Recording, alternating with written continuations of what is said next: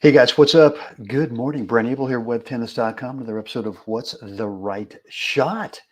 And look, before we dive into today's point, actually, I've got 2 points for you.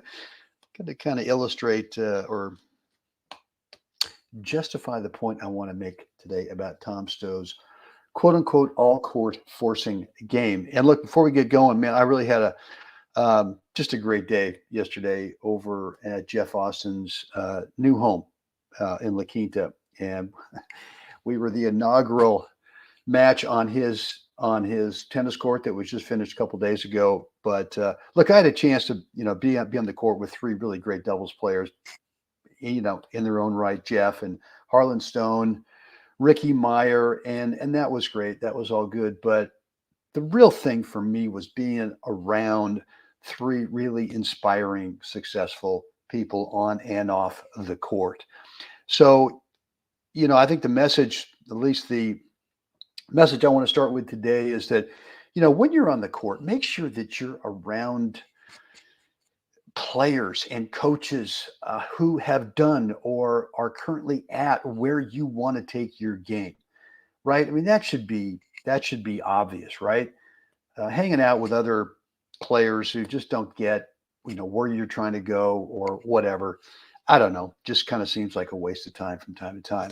And then the bonus is if they're really genuinely great people, just aren't bragging around, aren't whatever, but are just really good humans. That to me is just like icing on the cake. And that was it for me yesterday over Jeff's court. So yeah, felt like a really lucky human yesterday. With that said, let's get on over to today's episode of What's the Right Shot, and let's see if I can find it. I had it, and oh, there it is. Okay, all right, good, good. And let me do this. Like, there we go. Okay, good. So,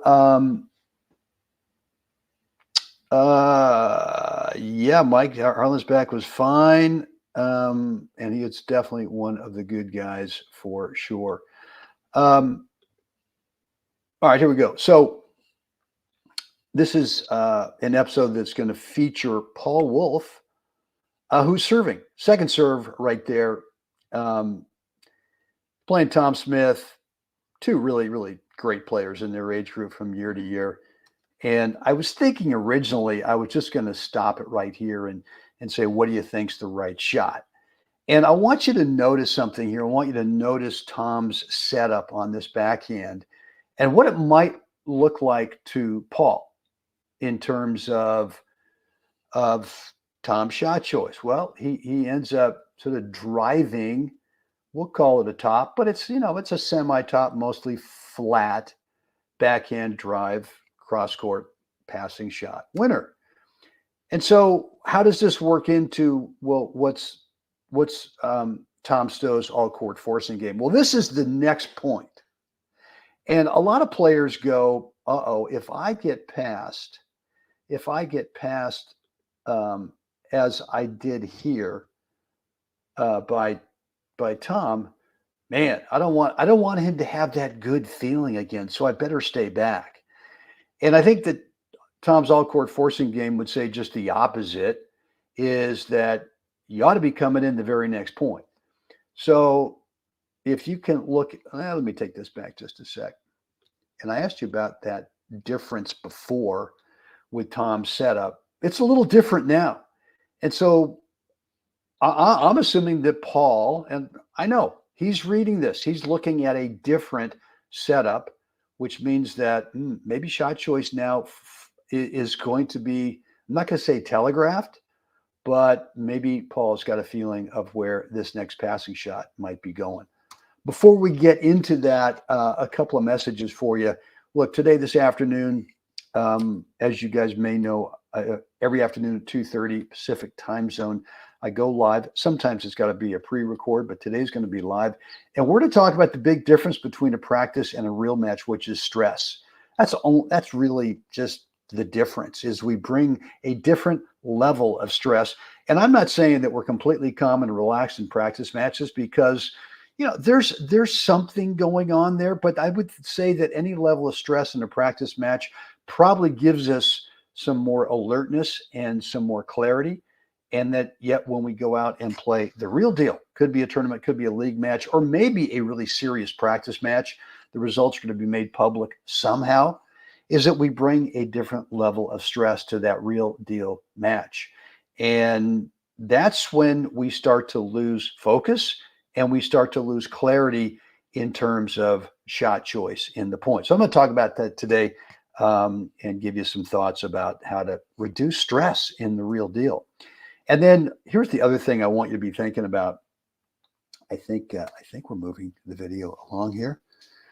Yeah, is the reality of tennis specific fitness being, one of the gotta haves. If you're really serious, if you're an ultra competitive player and you're really serious about becoming better, you want to see if you can bring out your best, highest skill level, point after point, game after game, set after set, match after match, then you cannot deny that really high quality specific tennis fitness is got to be part of your deal.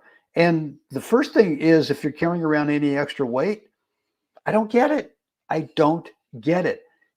So it just can't be part of the deal. If you want some help with a couple things, either losing some weight so it becomes more of a lifestyle for you, and or some tennis specific drills, exercises, just shoot me an email, brent@webtennis.com, and let's have a little discussion about that. So this is a second serve. All right. We've seen this point. We've seen what Tom does on this point.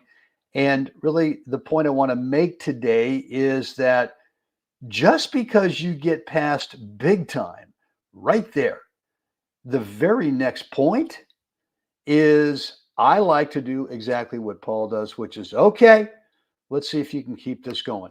Right. And here's Tom's setup, which I think looks a little bit different than the one we saw before. And I think Paul recognizes that, and he starts to move towards where he thinks this passing shot is going to go. This is a high quality, slight underspin passing shot. And because Paul, I think, guesses, maybe not, maybe it was a total reaction to it. I think there was a little guess there. Comes up with, hello, Betty. Hello, Betty. That's a plus level volley. But I think if you're aware, number one, of the difference in sort of having a little peripheral vision. I think Paul's looking at the ball, but I think out of his peripheral, he's seeing a slightly different setup. And that starts to tell him, okay, let's look for up the line. And as soon as it comes off the racket, absolutely, what's now wide open? Does it need a fancy deep volley? No. Now, is this an easy volley? No. But if you take your time with it and you realize that you've got the entire court open over here and it doesn't require anything deep, just something short, you're going to be fine. To go back to Tom Stowe's all-court forcing game, which was, look, if you continue to keep moving forward, obviously in doubles, but especially in singles, and I'm not saying you got to be a serve and volley guy, first and second serves all the time, but if you do it often enough to where this opponent has to be thinking about it, I mean, he's now thinking, you know what? I just hit a great semi-topper drive cross-court passing shot. God dang it, I've got to do something else. I got to thread the needle again. Well, Tom's entire philosophy was even the great players eventually become human if you continue to put on that pressure, right? So hope that makes sense. So, yeah, as I talked about earlier, this afternoon in the Tennis Mindset Project, 2:30 in the afternoon Pacific time zone, I'm going to talk about this. I'm going to talk about the big difference between a practice and a real match of stress. And the less to no stress equals clarity and focus, and give you an idea or two of how to control that stress. If you want to dive into the full course that I've got, which really helped me over the last 18 months in terms of, a 15-month run in there with 9 national titles in both singles and doubles, something I'd never done before. And I know a few guys have done that. I know Jimmy Parker does it every year, but that's for a different discussion. But my point is that eliminating or really reducing stress in the matches that count, for me anyway, finally got into 5 mindset skills, and I put them together in a course. Right down below is a link that you can get immediate access to the course. And if you need some more information details, you can get that there as well. Down below, a link. Just click it and you can get started. All right, guys, that is it for me today. And look, as always, if you love what we're doing here at What's the Right Shot, please hit that like button on this video so I know that you want more of this. Subscribe to the channel, and then also click the notification bell so you're always alerted anytime I go live and or upload pre-recorded content. All right, guys, that's it for me today. Time to get out there, help someone else have a spectacular day. Thanks for hanging out with me this morning, and see you again next time.